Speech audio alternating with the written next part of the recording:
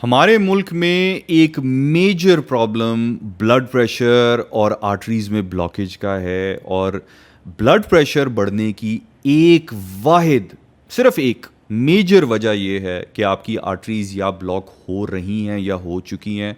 सिर्फ एक वजह से आपका ब्लड प्रेशर बढ़ेगा और वो सिर्फ ब्लॉकेज है। लोग कहते हैं कि जी नमक की वजह से, स्ट्रेस की वजह से, गुस्से की वजह से ब्लड प्रेशर बढ़ता है। ये एक उसका कॉज है, ये एक वजह है, लेकिन ये रीज़न नहीं है। रीज़न हमेशा आर्टरीज़ की ब्लॉकेज है। मैं उसकी एग्जांपल इस तरह से देता हूँ कि अगर आप पानी के पाइप को, पानी अगर खोलें और पानी की धार को देखें तो पानी की धार करीब तक आपके गिर जाएगी, लेकिन जब आप उसके आगे उंगली रखते हैं पानी के पाइप के आगे तो पानी बहुत दूर तक प्रेशर से जाता है। उसी तरीके से जब आपका हार्ट खून को पंप करता है और खून एक ब्लॉक्ड आर्टरी के अंदर से गुजरता है तो वो अगले हिस्से में बहुत प्रेशर से जाता है, जिस कैफियत को हम ब्लड प्रेशर कहते हैं। आपके खून की मिकदार आपके जिस्म में एक ही है, वो ना कम हुई है ना ज़्यादा हुई है। सो जो ब्लड प्रेशर बढ़ने की वजह है वो सिर्फ आर्टरीज़ के अंदर ब्लॉकेज है। और आर्टरीज़ के अंदर ब्लॉकेज क्यों होती है कि आप बचपन से लेकर जवानी और पूरी अपनी एज में हम सब ने तेल, चिकनाई और मुर्गन खाने खाए हैं। और वो तेल, चिकनाई जब आपके ब्लड के अंदर आती है तो वो कतरे थोड़े थोड़े आपकी आर्टरीज़ की दीवार पे चिपक जाते हैं और 5 साल, 10, 15, 20, 25, 30 साल वो लेयर बाय लेयर जम जम के, चिपक चिपक के, जम के वो आपकी आर्टरीज़ क्या की जो सुराख है उसको थोड़ा थोड़ा कम करते जाते हैं। और जब वो इतनी ब्लॉक हो जाती है कि जब हार्ट आपका खून को पंप करता है और खून प्रेशर से, खून जब आता है उस ब्लॉक्ड आर्टरी में से जब गुजरता है तो वो अगले हिस्से में बहुत प्रेशर देता है। अब डॉक्टर्स आपको ब्लड थिनर्स देंगे। अल्लाह ने आपका खून की एक कंसिस्टेंसी बनाई है और वो एक नेचुरल निज़ाम है कि आपका खून थोड़ा सा थिक होगा। हम उसके साथ पंगे लेके उसको पतला करते हैं ताकि उस ब्लॉक्ड आर्टरी में से आपका पतला खून जो है आराम से गुजर जाए। लेकिन अगर आपकी खुराक में तेल, चिकनाई और मुर्गन खाने हैं तो वो ब्लॉक्ड आर्टरी भी आहिस्ता आहिस्ता तेल जम जम के इतनी ब्लॉक हो जाएगी कि वो पतला खून भी फिर आपकी आर्टरीज में से नहीं गुजरेगा। और उसके बाद डॉक्टर्स आपको कहेंगे कि जी आप स्टेंटिंग करवा लें। वो स्टेंटिंग ने एक्चुअली करना क्या है, उसने आपकी दोबारा आर्टरी खोलनी है और आपका सारा निज़ाम दोबारा ओके हो जाना है। सो दवाइयाँ जो हैं वो आपकी ब्लॉकेज को कभी भी दूर नहीं करेंगी, वो सिर्फ आपको थोड़ी सी रिलीफ देंगी। वक्ती तौर पे आपकी आर्टरीज डायलेट कर जाएंगी या ब्लड थिन हो जाएगा, लेकिन ये नेचुरल नहीं है। इसके बेतहाशा साइड इफ़ेक्ट्स हैं। आप एक प्रॉब्लम सॉल्व करेंगे, आपको कोई और प्रॉब्लम पड़ जाएगी। अगर आप डायबिटिक भी हैं, फिर आपको ज़ख़म हो गया, फिर आपका ब्लड क्लॉट नहीं करेगा बिकॉज ब्लड थिन बहुत ज़्यादा हो गया। सो दवाइयों से हमेशा दूर रहें। जिस्म एक बेहतरीन ऑर्गन है, वो अपने आप को खुद हील करता है अगर हम उसके साथ पंगा ना लें। आपकी फरारी आपके पास है और फरारी के अंदर आप गंदा तेल और गंदा पेट्रोल डालेंगे तो उसमें फरारी के इंजन का कोई कसूर नहीं है, फरारी का इंजन बैठ जाएगा। अल्लाह ने हमारा जिस्म बहुत एक अमेजिंग हमें ऑर्गन दिया हुआ है, पूरा जिस्म, लेकिन हम उसके अंदर गंदा खाना, गंदी खुराक डाल के इतनी ज़्यादती करते हैं कि एक बेहतरीन चलता हुआ जिस्म भी जो है वो भी बैठ जाता है। सो कोशिश ये करें कि मुर्गन खानों का इस्तेमाल कम करें। मैं आपको एग्जांपल इस तरह से दूंगा कि आपने अगर एक कमरा साफ़ करना है और आप एक तरफ से सफाई करते हैं, दूसरी तरफ से कोई गंद फेंकी जाएगा तो वो कमरा साफ़ नहीं होगा, कभी भी नहीं होगा। उसी तरीके से सबसे पहले आपको अपनी डाइट को साफ़ करना पड़ेगा, मुर्गन खानों को कम करना पड़ेगा। ख़ास तौर पे जितने भी सीड ऑयल्स हैं, वो कनोला ऑयल है, ये वो जितने भी सीड ऑयल्स हैं, देर आर, ये थर्ड क्लास कुकिंग ऑयल्स हैं। आपके लिए सबसे अच्छा अगर कोई तेल है पकाने के लिए, खुराक को, खाने को पकाने के लिए, या वो देसी घी है या वो मक्खन है।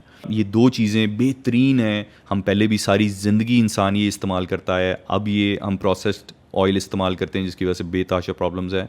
ये आपने आर्टरीज़ की सफाई बिल्कुल इसी तरह ही है जिस तरह किचन के सिंक के अंदर 7, 8, 10 साल के बाद तेल, जब आप बर्तन धोते हैं, चिकनाई वाले बर्तन जब आप सिंक में धोते हैं तो नाली में वो तेल, चिकनाई 8-10 साल के बाद जम जम के वो नाली बिल्कुल ब्लॉक हो जाती है और वो आप उसके अंदर जितना मर्जी पानी बहा दें वो नाली नहीं खुलेगी जब तक कि आप उसके अंदर ड्रेन ओपनर नहीं डालेंगे, कोई तेज़ाब नहीं डालेंगे। जब तक तेज़ाब जो है उस तेल और चिकनाई को काट के आपकी नाली में से डिज़ोल्व करके साफ़ कर देगा, और उसके बाद आप उसके अंदर जितना मर्ज़ी पानी बहाएं आपकी ब्लॉकेज नहीं होगी। उसी तरीके से कार्डियो 5 जो है, जिसमें अदरक, लहसुन, लीमू, सिरका और शहद इस्तेमाल होता है, कार्डियो 5 ड्रेन ओपनर की तरह हमारे जिस्म में काम करता है। बिकॉज अदरक, लहसुन, लीमू और सिरका ये तीनों चिकनाई को काटते हैं, डिज़ोल्व करते हैं हमारे जिस्म में से। तो जब आप कार्डियो 5 का इस्तेमाल करते हैं तो कार्डियो 5 आपकी आर्टरीज़ के अंदर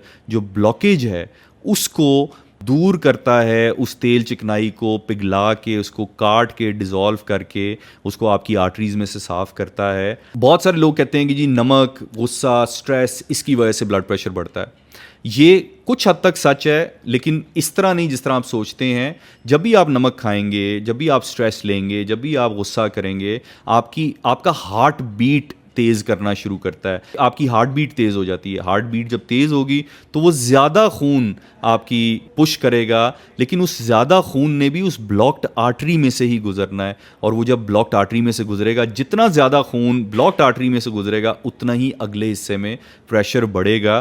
तो ब्लड प्रेशर बढ़ने की जो एक वाहिद वजह है वो आर्टरीज़ की ब्लॉकेज है, और दवाइयाँ इसका इलाज नहीं है। वो आपको वक्ती तौर पे थोड़ा सा आराम देंगी, लेकिन वो सिर्फ आप यूर बाइंग टाइम, आप सिर्फ वक्त ख़रीद रहे हैं और इससे आपको फ़ायदा नहीं होगा। असल गोल जो है वो उस ब्लॉकेज को डिज़ोल्व करके आपकी आर्टरीज़ में से ख़त्म करना है। जैसे ही आपकी आर्टरीज़ साफ़ होंगी, आपको ना नमक खाने से, ना स्ट्रेस लेने से, ना भाग दौड़ करने से, ना गुस्सा करने से आपका ब्लड प्रेशर नहीं बढ़ेगा। जिस तरह बच्चों को स्ट्रेस भी होती है, उनका वो सब कुछ भी खाते हैं, उनका ब्लड प्रेशर नहीं बढ़ता बिकॉज उनकी आर्टरीज साफ़ है। सो आर्टरीज जब आपकी साफ़ होंगी, आपका ब्लड प्रेशर ऑटोमेटिकली कंट्रोल होना शुरू हो जाएगा। सिरका और कार्डियो 5 को इकट्ठा इस्तेमाल करना इसलिए रिकमेंडेड है कि जिन लोगों को कोलेस्ट्रॉल का या आर्टरीज़ में ब्लॉकेज का मसला है, वो यूजुअली उनकी डाइट की वजह से है। जो लोग ज़्यादा खाते हैं, मुरगन खाने खाते हैं, उनका मैदा भी अपसेट रहता है और उनको आर्टरीज़ में ब्लॉकेज का मसला भी रहता है। तो यूजुअली जिन लोगों को हार्ट का इशू है, उनका मैदा भी डिस्टर्ब रहता है। सो मैं हमेशा रिकमेंड करता हूँ कि सिरका और कार्डियो 5 को कॉम्बिनेशन के तौर पे इस्तेमाल करें, ताकि सिरका आपके मैदे को ठीक रखे और कार्डियो 5 जो है वो आपकी आर्टरीज़ की ब्लॉकेज जो है उसको दूर करे।